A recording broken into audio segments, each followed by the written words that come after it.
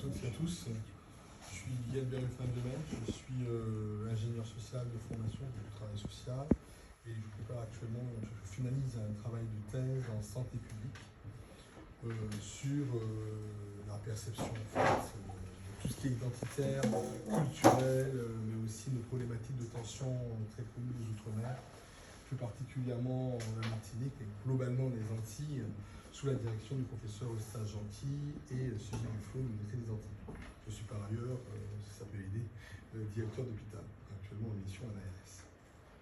Voilà, donc je vais essayer de vous parler assez rapidement, mais dans le délai, du rejet de la vaccination, un rejet totalement franc, anti-HPV en Martinique, et on interroge des notions qui sont sémantiquement complexes, mais vous verrez qu'elles ne sont pas du tout complexes. Anotologie et représentation sociale face à une surincidence de ce cancer dans nos territoires. Surincidence, beaucoup plus qu'en France hexagonale, mais quand même des réactions. Pour introduire, on a un petit point là, donc c'est pas bien grand, c'est tout petit, ça fait 80 de long et 30 de large, mais c'est plein de problèmes. Voilà ce que je peux vous dire. Parmi les problèmes, on a une population qui est estimée à 350 000 habitants au 1er janvier 2025. On a des dynamiques démographiques qui sont en total déclin, un phénomène qui n'est pas stabilisé du tout, malgré des politiques publiques très actives. On a des soldes naturels et migratoires négatifs pour la 5e année consécutive. La FIV, c'est pas au rendez-vous, même si on y fait des grands progrès. Un vieillissement de la population qui est accéléré, mais on a une pyramide des âges totalement inversée, donc c'est la flèche, c'est le gros champignon, c'est un peu Hiroshima. Et puis on a aussi une disparité sociale économique et des inégalités criantes, c'est les rapports, c'est publié, tout le monde sait, et une structuration sociale qui est largement façonnée sur un héritage colonial qui revient sous forme de passifs non soldés et de comptes à régler. Et puis une défiance durable, et je vais dire même chronique et permanente, envers l'État et les institutions, y compris dans le domaine de la santé, qui n'en est pas épargné. Ça vous montre très bien la dynamique, je ne vais pas la commenter. Vous voyez que cette courbe vous montre très bien ce déclin et les aspects linéaires, et vous voyez quand même la franchise du trait. La crise sociale et l'éclairage, je disais, précarité, le chômage, les inégalités, les vulnérabilités, ce sont des théories. Mais dans la vie, dans la réalité, c'est un mal-être. C'est une crise, je peux dire. Une destruction des repères sociaux. Alors, je ne sais pas si elles sont détruites ou elles ne sont pas consolidées déjà en amont. Après, c'est autre chose. Culturelles, identitaires et des pathologies sociales qui sont de forme endémique. C'est-à-dire qu'on ne retrouve que dans les typologies de chez nous, et une récurrence, bien entendu. Une fragilisation des liens de confiance entre la population et les autorités, et entre les autorités et la population. Et puis une circulation massive de discours alternatifs et contradictoires. Les réseaux sociaux, c'est la mode, mais pas que les réseaux sociaux. On le retrouve également dans les discours populistes, de plus en plus la politique est populiste. Et les mouvements militantisme indépendantistes qui ne sont plus des mouvements isolés, mais qui sont la norme de ce territoire. Vous voyez l'Assemblée nationale, vous avez carrément sur 4 députés, 3 députés élus. Et puis des aspects identitaires qui sont compliqués. Je ne vous referai pas la courbe aujourd'hui de la vaccination du HPV, vous voyez bien ce territoire. Les seuls jaunes qui sont enfoncés, c'est les Outre-mer, ça ne vous échappe pas. Et la Martinique, vous voyez bien le résultat, quand vous voyez la France entière. Mais là, vous avez une population, je vais dire, dite caucasienne, hexagonale, dite blanche, en Martinique, qui représente largement 90% de ce taux. À plus de 100 000 habitants, donc vous comprenez très vite où se trouve le différentiel.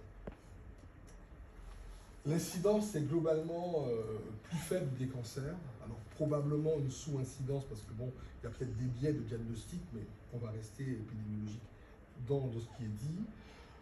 Une sur-incidence sur 4 localisations, l'estomac, la prostate, le col de l'utérus et les myélomes multiples, largement querellés des problématiques de la chlordécone, c'est le prétexte national chez nous. Et puis le cancer du col de l'utérus, souvent diagnostiqué tardivement, en dépit des campagnes de prévention, notamment celles amenant vers le dépistage organisé par le FODS. Je vous donne un schéma vaccinal juste pour rappel, donc ce sont filles et garçons concernés dès 11 ans, 14 ans de injection, des rattrapages possibles, une vaccination possible après 19 ans, et c'est le cas des publics dits hommes ayant des rapports sexuels avec d'autres hommes, jusqu'à 26 ans, mais vous pensez bien que personne n'est homosexuel à Martinique, puisque personne ne le fait, mais par déduction, ce n'est pas acceptable, puisque c'est une discrimination d'emblée dans un territoire foncièrement homophobe. Même si on ne fait pas la réalité, je veux dire clinique. Les trois cancers présentés par l'HPV ne concernent pas que le col de l'utérus, et ça on ne dit pas assez. On retrouve plusieurs localisations, dont le col à 100%, mais aussi le cancer de l'anus à 88%, chez les populations dites hommes ayant des rapports sexuels avec d'autres hommes, et ça l'étude plus globale l'avait montré. Nous avons quand même dans cette cohorte-là quelques cas significatifs. Et l'oropharynx, ce qu'on appelle la voie des VADS, des voies aérodigestives supérieures de 30 à 40%, mais d'autres cancers beaucoup plus rares, mais la vulve, le pénis, etc. On voit bien qu'il faut un certain nombre de temps entre tous ces systèmes d'infectieux pour arriver effectivement à des lésions.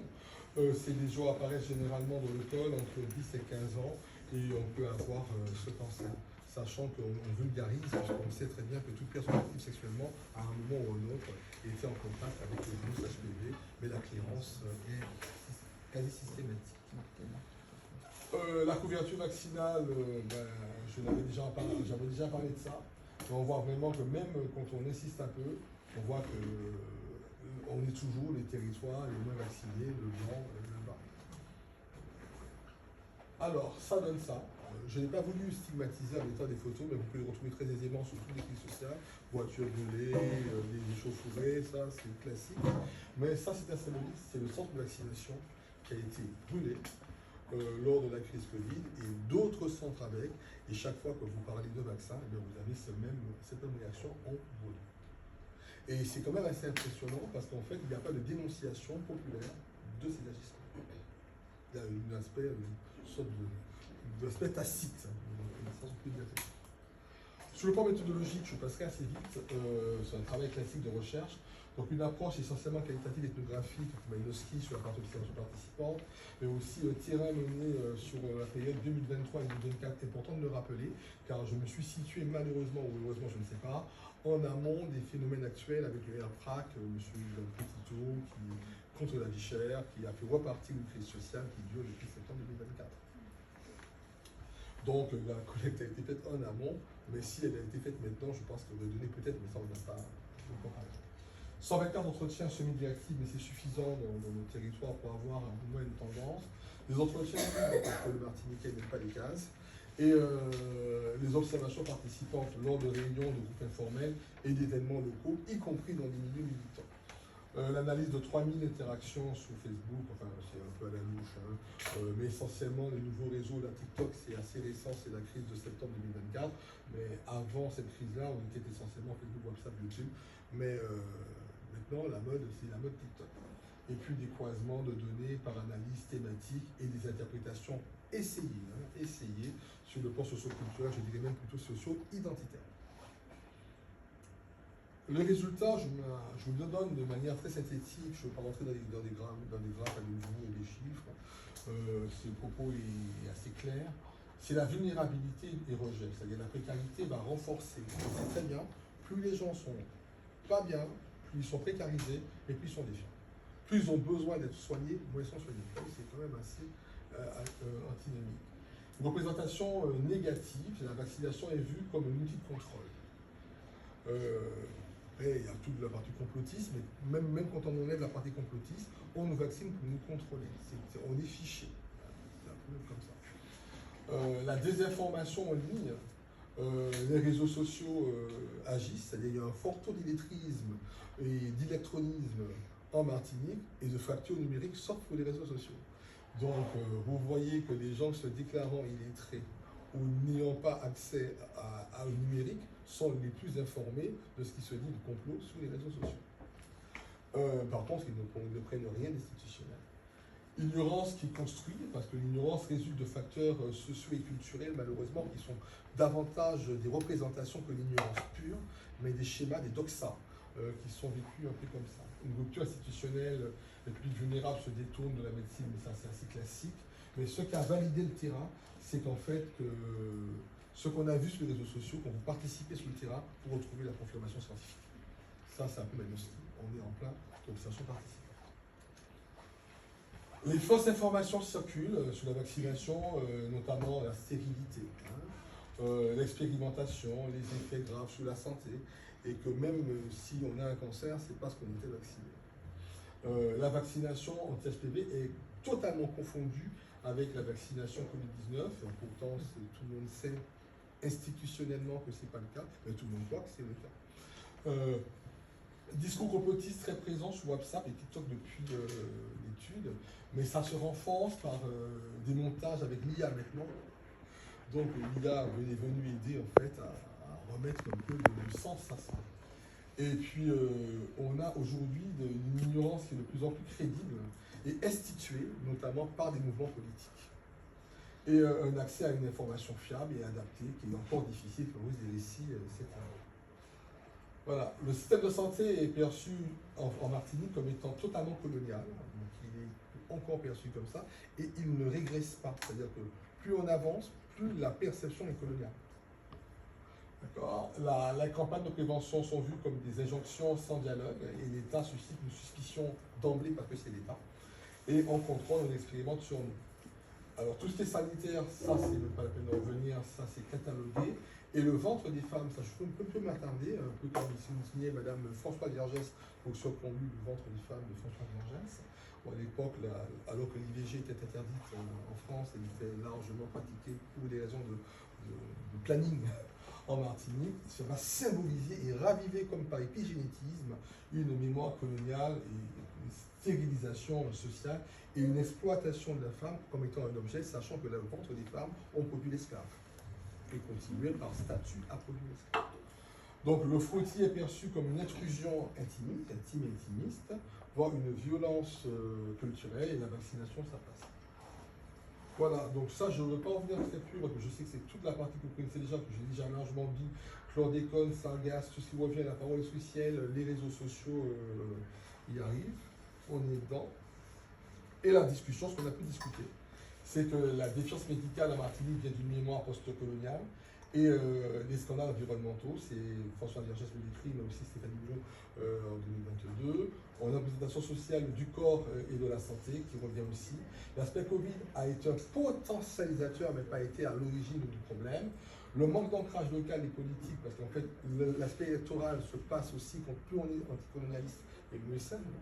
Et puis, dedans, il n'y a aucune raison, sauf l'andragogie que nous approchons comme la dialogique, mais qui est encore assez balbutiement. Et ça, on trouve en littérature, même si elle est très peu fournie sous nos contrées, des éléments qui pourraient nous éclaircir, mais les travaux sont très lents et très difficiles à pouvoir extraire. Parce que je peux vous dire, les forces sont là, c'est un cadre qui était bien défini. Par contre, en termes de limites, on a un contexte qui est peu généralisable. On ne sait pas comment faire un calque. Et on a des perspectives qu'il faut toujours renforcer, mais ça, c'est un travail universitaire dans la durée et pas dans le temps court. C'était une question posée.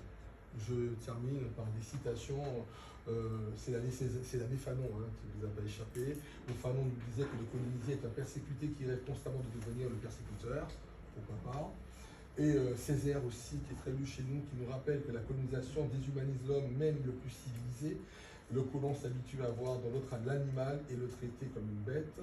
Et c'est Édouard Glissant, également très connu dans notre littérature, qui nous rappelle que le malheur antillais, c'est de ne pouvoir se concevoir qu'à travers un autre, jamais par soi. Et je préfère celle-là, Paul Frère, qui nous rappelle que l'éducation authentique éveille la conscience critique des opprimés, qui remettent en question les représentations qu'ils ont d'eux-mêmes et du monde. Je crois que c'est tout le monde pour l'article.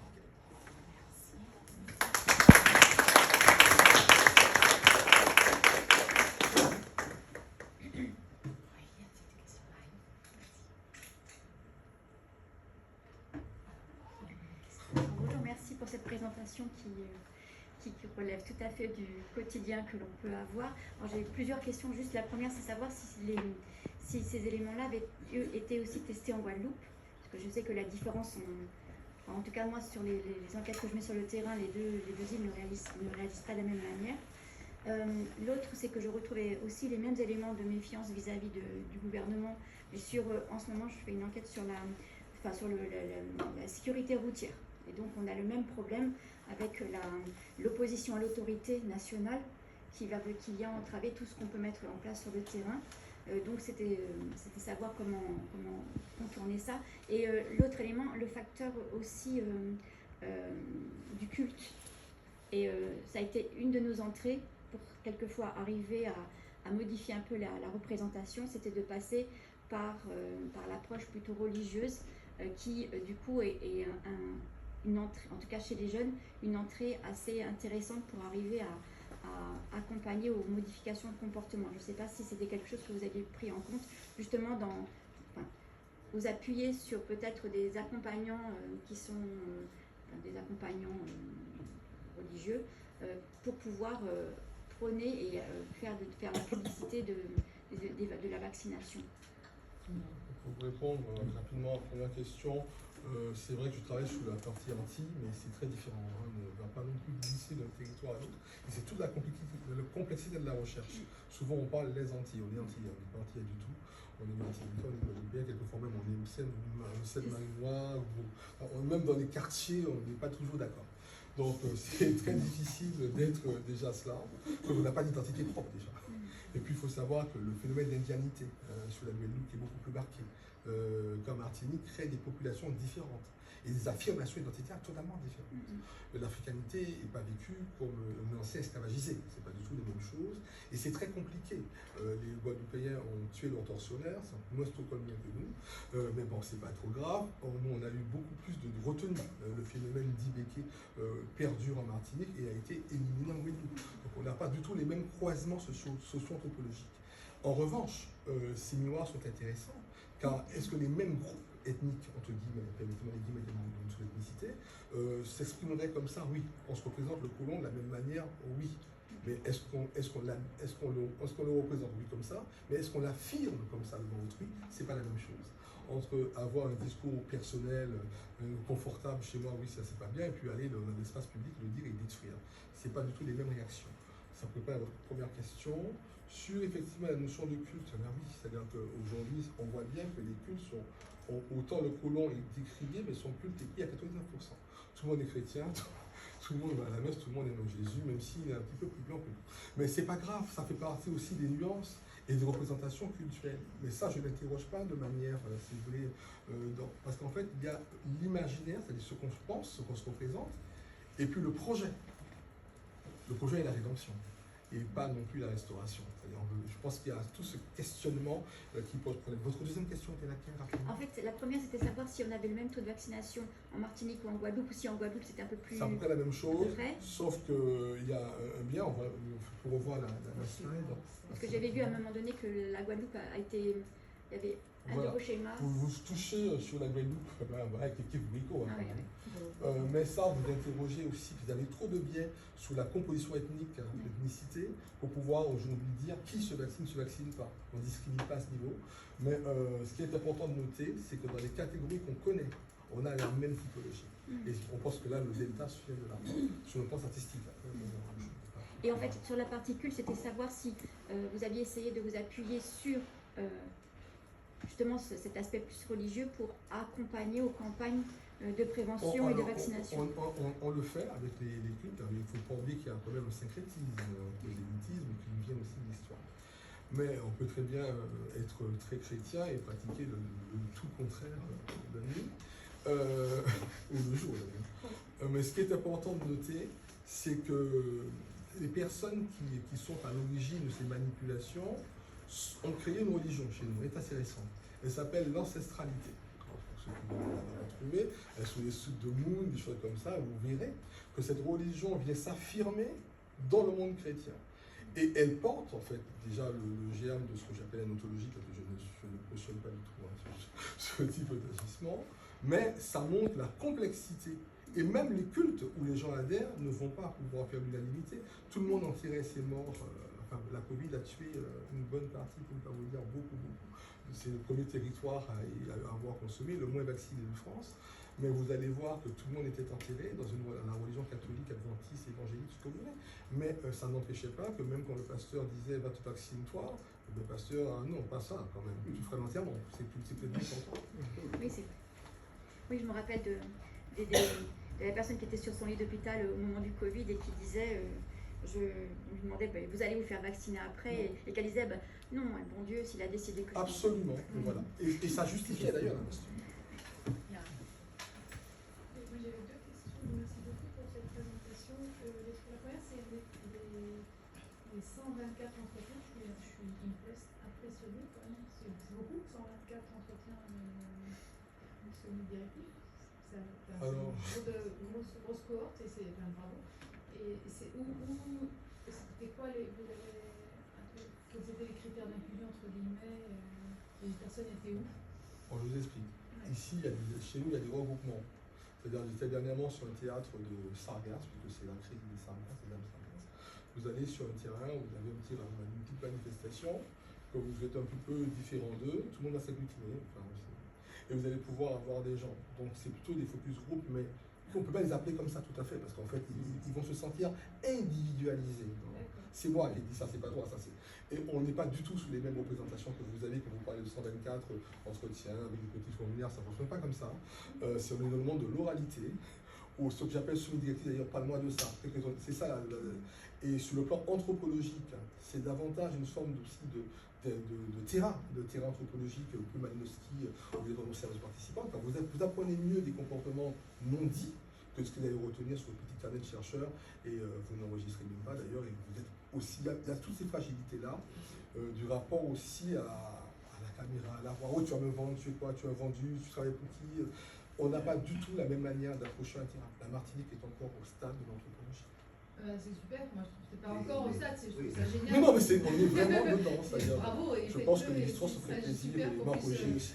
Dans l'Hexagone, qu'on puisse faire des choses comme ça, j'espère y revenir. Ah oui, mais ça, je sais. Non, c'est vraiment intéressant. Et donc ça veut dire que dans ces petits groupes, c'était sur tout le territoire Sur le territoire, vous essayez de prendre des quartiers. Je prends le cas de quartier que je connais le mieux, qui est Volga Plage, où j'ai rencontré c'est une association de patients.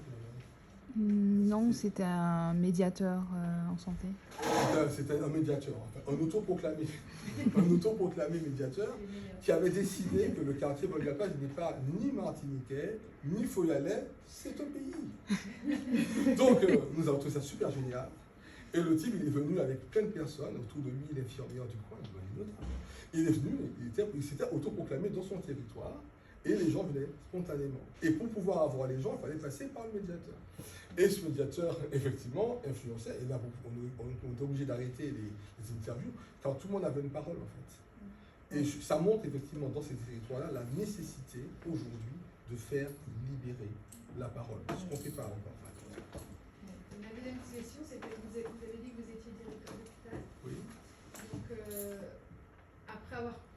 vous avez des visées sur l'après-thèse, l'après-recherche, est-ce que des recommandations vont être introduites à la fin de la thèse à partir des compréhensions que vous aurez de ces phénomènes-là, ou est-ce que une fois que vous aurez fini la thèse, vous avez déjà, vous pensez déjà comment introduire ça dans la pratique? Parce que là, les enjeux de santé publique sont énormes. Donc, oui, que j'ai gardé une activité clinique de travail social. Je suis à la base assistant de service social de formation. Après, j'ai fait le diplôme d'ingénieur social et puis je suis de grade. La vie a fait que je suis directeur d'hôpital. Mais c'est vrai que je garde cet aspect clinique de terrain qui me permet aussi d'exister dans l'analyse du pays que j'aime beaucoup, donc ça ne vous a pas échappé. Par contre, mis à part ça, j'avais au début de la thèse un projet universitaire qui malheureusement s'est complexifié parce que j'ai eu de nouvelles fonctions. Je suis carrément au second du DGDRS sur le territoire, donc comme quoi l'administration vous rattrape tout le temps un moment. Mais j'espère pouvoir, non seulement à travers la thèse qui a été financée quand même par l'Agence de santé, faire des prises et puis surtout inscrire dans la durée un groupe de réflexion et quelque chose qui permette d'apprécier le terrain totalement différemment que par ce prisme descendant et discriminant qui ne produit que des inégalités rajoutées à des inégalités structurelles. Donc c'est un peu ça.